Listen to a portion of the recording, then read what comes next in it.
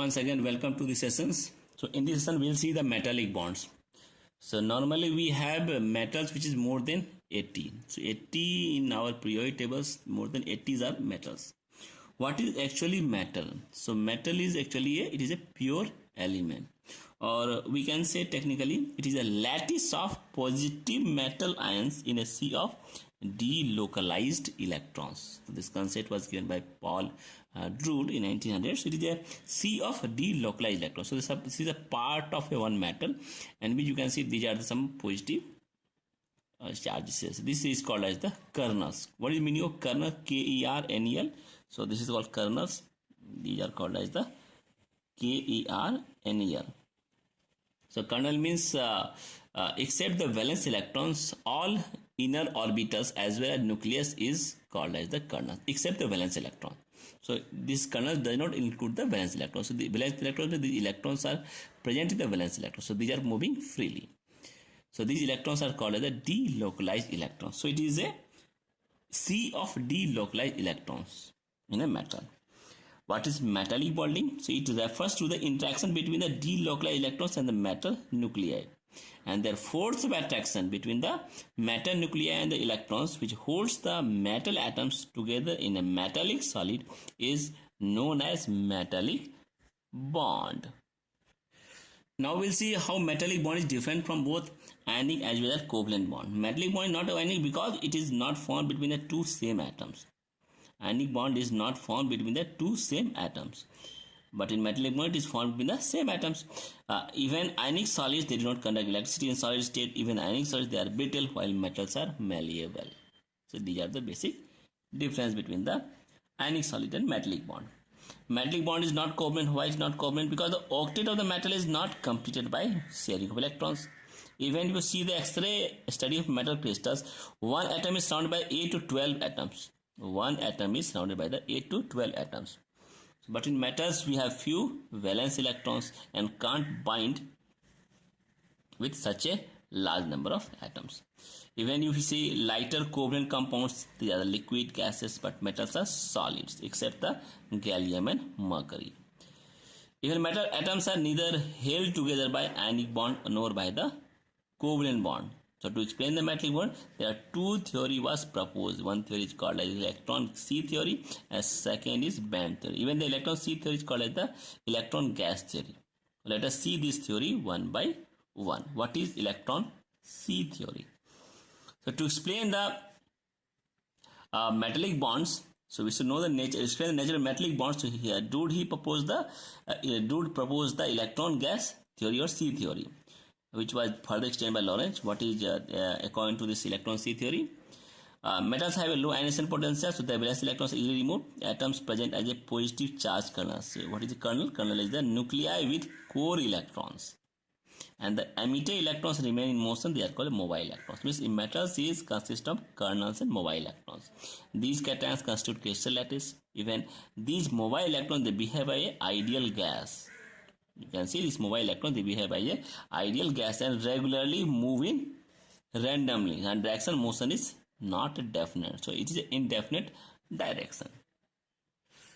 Next point, we have mobile electrons. This is present between the cations and responsible for attraction between these ions. You can see in this figure, these are the kernels, and this is causing the repulsive force, but electron is present between the kernels, and it will attract, these two ions will attract each other. You can see here. So this is the kernels and these are the delocalized electrons, and this is the force of attraction is actually the metallic bond. Now strength of metallic bond, it increases. How it increases? Even the number of mobile electrons between the two cations increases, or you can say increase in effective nuclear charge. When the effective nuclear charge increases, what happens? The alkali metals are soft and they have low melting point than transition metals. So already we have discussed this in periodic properties. Now explanation in metallic properties. So we have some property like electrical thermal properties. Why metals are electrical thermal property? Because they have motion of mobile electrons, and when temperature increases, so it will brings the random vibration of these positive ions, which interferes the flow of electrons and through the metal crystals, and it will decrease the conductance of metal. So on increasing temperature, this flow of electrons will causing a stirring hindrance in the flow of metals and conductivity decreases. So due to resistance, sometimes you can see metals get heat up. Now next is malleability is ductility. So due to non-directional nature of metallic bonds, so metals are malleable and ductile. So this can be malleable or ductile. Tensile strength. See, electrostatic force between the kernels and mobile electrons are responsible for high tensile strength of metals. Metallic clusters. So electrons on the metal surface, they absorb the photons, they excite it, and the energy emitted later on. So metals are very, very lustrous. They absorb, the electrons will absorb the photons, they vibrate. So due to these vibrations, we are getting lustrous sounds. Even metals are sonorous in nature also. What is the limitation? Limitation is that according to electron gas theory, it fails to explain the some properties like relative conductance, because copper is 50 times more conductor of electricity than bismuth. This is one limitation. Hardness. Sodium is soft metal while osmium is very hard. Similarly, heat capacity, it does not explain that why molar heat capacity of metals are not too high than non-metals. So some of the limitation of this electron C theory. Now we'll see second theory, that's called band theory. So band theory is nothing but the extension of molecular orbitals theory due to metallic structures. The atomic orbitals of the atoms are held by the metallic bonds, and they have same symmetry and same energy. So you have to note it down. They have same symmetry and same energy. So they combine to form molecular orbitals, bonding and anti-bonding molecular orbitals. And these orbitals collectively form energy bands. So these molecules actually forming energy band. That's why model is called as the band model. The energy levels in the band model is nothing. The energy level in band model is nothing, but it's equal to number of atoms in matter. So let us see through a diagram. So energy band of lithium. Let us understand this band through a energy bands of lithium, which makes the clear understanding. So this is the molecular orbitals of the lithium atoms. So let us take the two atoms of lithium through the molecular orbital theory. The two atom means it consists of electronic configuration of lithium is 1s2, 2s1 and 2p not 0. It has 2p, but electrons in the 2p is 0. So let us take 2s1. So 2 lithium atom, 2s1, 2s1. So this 2s1 will go into bonding molecular orbitals, so anti-bonding will be empty. So there are two molecular orbitals, anti-bonding empty. This is the bonding orbitals. Now if you take the 3 atoms of sodium, 3 atoms.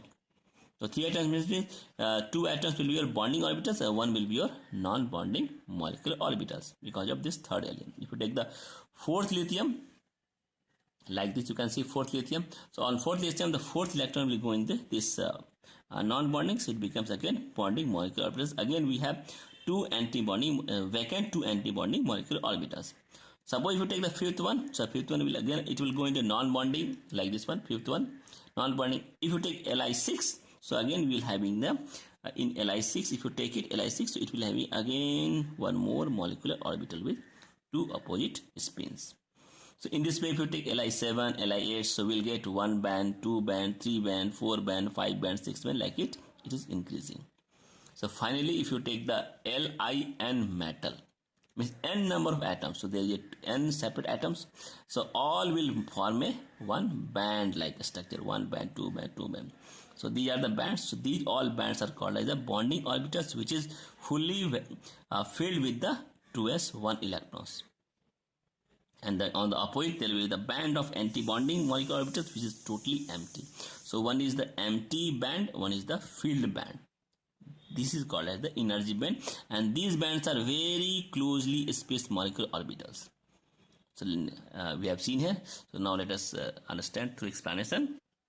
So in lithium atom, the configuration is 1s to 2s1 2p naught, and along 2s1 atomic orbitals will be 1s2 2p naught. It also combines to form the molecular orbitals. The various energy band is very different from atomic orbitals. It may overlap or separate from each other, depending upon the relative energy of the atomic energy levels. So energy band from 1s, 2s and 2p atomic orbitals of n number of lithium atoms will be expressed as follows. You can see this one. So this is the energy bands. So in this energy band you can see for 1s we have 1s band. So this is the filled 1s band of lower and upper both are filled, but 2s this is empty and 2p is fully empty. The 2s this is the, again we have anti-bonding and this is bonding. in 2s. So it is half filled, half empty, and 2s band is overlapping with the empty orbitals. So overall we can see this is the half 2s bands empty and half empty 2p band. This is overlapping, this half. So half filled 2s band. So this is the energy band formed by the n number of lithium atoms, and this energy is increasing. So 1s band will be completely filled, while the 2s band will consist of bonding molecular orbitals will be completely filled. So in case of half of the 2s molecular orbitals is remain vacant. So in 2s we have half is filled, half is vacant. The arrangement of electrons in different energy bands is the nothing but the characteristics of matter. The outermost filled band is called valence band, and lower lying empty band is called conduction band. So there are two bands, valence band and conduction band. So in case of lithium, so if you take the 2s-MO form the valence band, while the antimony 2O molecular orbital they form the conduction band, valence band and conduction band. In case of beryllium, bonding and anti-bonding 2s-MO molecular orbitals from the valence band, while the 2p will form the conduction band. So in conduction band, number of empty energy levels are there in which the electrons can move, and this movement the electrons from one level to another allows the passage of current. Similarly, if heat energy supplies to the metal, electron that will gain energy and move to the empty energy band. Electron will move from the valence to energy band, and where they can travel easily to one another part of the metal, and thus thermal conduction occurs. So minimum difference between the energies of valence band and conduction band is known as the band gap. This term is important. The gap between the difference between the energy of valence band and conduction band is called band gap or energy gap. And the value of this energy gap, it will determine the electrical conductivity of different metals. Like for energy gap for metals is metal means for conductor is quite small, while for the non-metals for insulator is high. So metal, you can see the energy gap is very small, while the non-metal is very high. So we can see through this diagram. So this is a diagram. We can see this energy valence and conduction band of metals, semi-metals and non-metals. So we can see this is the metal, this is the semi-metal and non-metal. So in case of metal, the valence band, conduction band, you can see the gap is very, very small. In this case, for the same metal, the gap is little big, overlapping gap is very little high. Still conductivity occur in semiconductor like germanium, silicon, but in case of non-metal, this gap, the gap between the conduction band and the valence band is very, very high. That's why non-metals are almost behave as a insulators. Means if the band gap is smaller, so higher is the conductivity. In group 14, what happens? Energy gap is decreases. So what happens as we move down in the group? That's why carbon is insulator, but in silicon and germanium they are the semiconductor, while the tin is the conductor. So you can see the energy gap between the carbon, silicon, germanium and tin. So energy gap is decreasing in order. So that way you have understood. And one more interesting point, you can see that amorphous carbon and diamonds are the good insulators, while the graphite and fullerenes are the conductors. And that's why diamond is the very good conductor of heat, and fullerenes may act as a superconductor of electricity also.